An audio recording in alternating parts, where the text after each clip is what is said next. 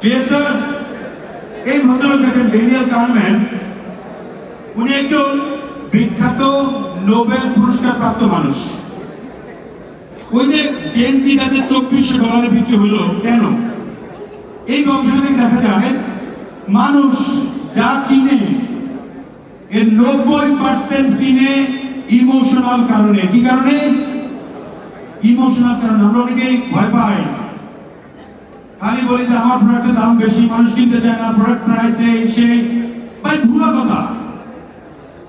আপনি যদি তার ইমোশনকে কানেক্ট করতে পারেন তাহলে ওই মানুষ এটা কিনে ফেলেন। আমাদের দেখছেন নেক্সট, উনি একটা বই লিখেছেন এর উপরে, থিঙ্কিং ফাস্ট অ্যান্ড স্লো। এই বইয়ের গবেষণা উনি বের করেছেন 90% সিদ্ধান্ত নেয় মানুষ ইমোশনাল বায়াস হয়। আপনারা দেখবেন ইমোশনালি মানুষকে মুহূর্তের মধ্যেই অন্যরকম করে ফেলা যায়।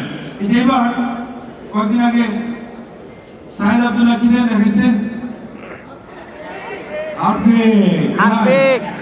সিম্পল ওই একটা জিনিস দেখানোর পরে কিন্তু একবারে মানে ওরে খালি রাজ করে ফেলছে। ইমোশন অন্য লেভেলের মানুষকে কানেক্ট করে। এইবার আমরা